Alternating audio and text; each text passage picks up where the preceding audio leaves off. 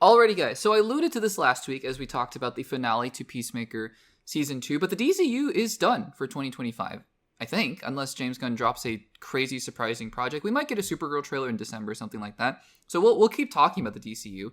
But in terms of releasing projects, the DCU will not be releasing anymore this year. We had Creature Commandos that started in 2024 and bled into 2025, and then we had Superman, of course, in July, kicking off the DCU in the biggest way. And then now we have Peacemaker Season 2. So what I wanted to do, because I think it's interesting, right? Because this is a brand new universe, and James Gunn can, and he has been, he can tease and tell us as much as he wants to about this new universe, but we're not really going to learn really what his DCU is and what it's going to function like and what it is about and what it's really centering around, what the centering principles are around this new universe, until we actually see what he has to show us, when he actually puts his money where his mouth is, so to speak, James Gunn.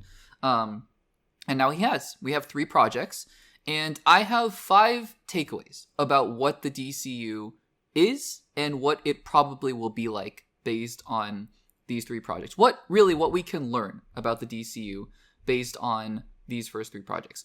A few of these are going to be more story oriented, so literally in that universe of the DCU, what is going on and what can we expect, and I mean not in super detail, like we won't, salvation, spoiler alert for Peacemaker Season 2, but the prison thing in Peacemaker Season 2 is going to be a big part of Man of Tomorrow, and blah blah blah, and Superman's going to lead into Supergirl, but I mean those are things that we can talk about all day long, but just more higher level things, right? So story level in the DCU, higher level things, but then also just what can we learn about the process that goes on behind these movies and these TV shows, and what exactly the thinking is behind all of that. So 5 things that I think, and there are way more than 5, but these are the 5 things that have come to mind for me. Number 1, and we're going to start out with 2, with the story level thing. Number 1 is that metahumans are a problem, question mark, quotation marks, because, I mean, it depends on who you talk to, but just for the grand scope of the DCU, right, in terms of now Rick Flag and Lex Luthor, the metahuman, the quote-unquote metahuman problem is going to be a big theme going forward. James Gunn has said as much, and really, I think this first chapter of Gods and Monsters is probably hinting at this fact that, there are going to be a lot of these godlike characters that come out with the Green Lanterns and with Supergirl and Superman and monsters like Clayface and Swamp Thing and whatever. And people are going to be scared, is my guess. And so that's, the human intervention of needing to trap these superheroes and get rid of them. It's been done before, but it's effective as a storytelling mechanism. And so Lex Luthor obviously will be a big part of that and whatever comes next, I think. So that is my first takeaway for the story of the DCU, is that metahumans are going to be a problem. Which leads me to my second point. And this is something that people have commented about and people have been talking about for a long, long time. And I think it's just time to put it to bed. There is going to be interconnectivity and continuity in the DCU. Now, that's not to say, by the way, that every project has to literally be intrinsically tied to one another. It's not going to be like, I don't know, like in Avengers Age of Ultron goes to Thor Ragnarok, goes to Infinity War. It doesn't have to be like that, right? Clayface may not have hardly anything to do with anything else going on. Then again, people want to make it out to be that the MCU, every single project is so connected to everything else.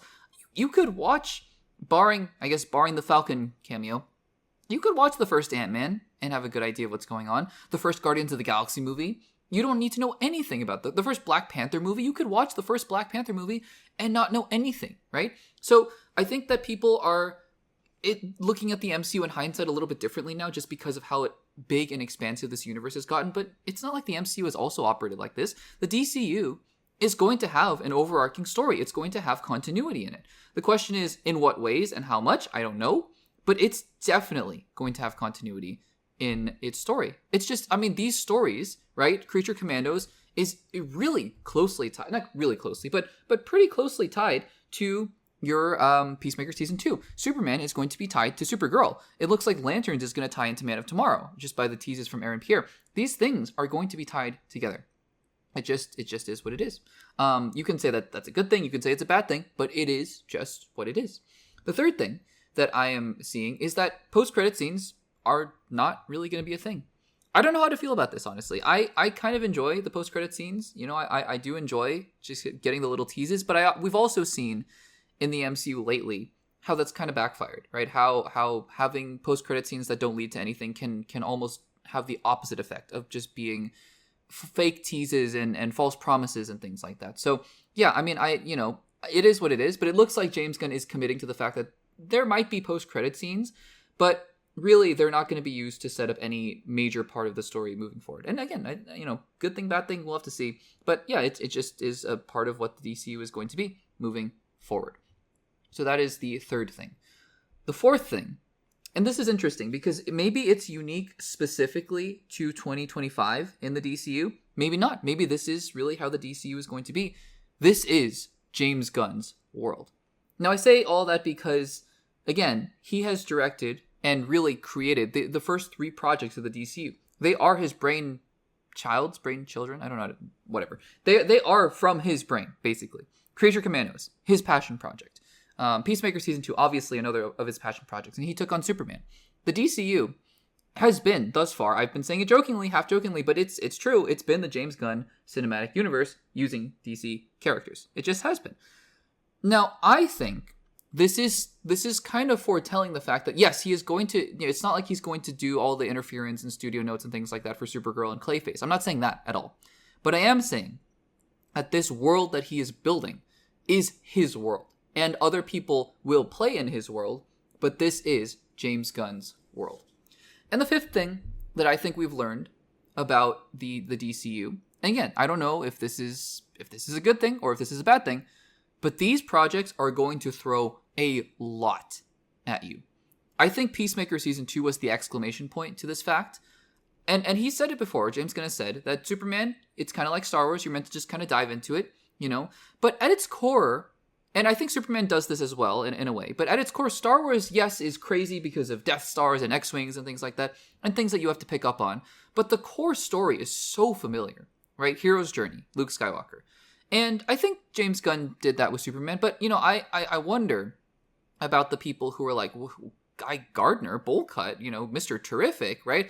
Crypto, the space dog, and portals and rifts and all these things. I just wonder what people thought about that. Creature Commandos, I feel like Creature Commandos, if you weren't a fan of DC, you didn't watch Creature Commandos. But if you are a part of the subset of the population that watched Creature Commandos but had no bearing on any of the stuff that was going on in it and just went into it completely blind, I would love to hear what your experience was, because I feel like most everybody who watched Creature Commandos was a fan of DC or was interested in seeing what was happening there. But Peacemaker Season 2, oh my goodness, just throwing all sorts of things at you. Prime Eagles and quantum unfolding chambers and alternate, Nazi dimensions. And it's just crazy. So I don't think Supergirl or Clayface is going to be any different. I think Lanterns might be a little more grounded, but it's still going to have Sinestro, right? So, I think that this DCU...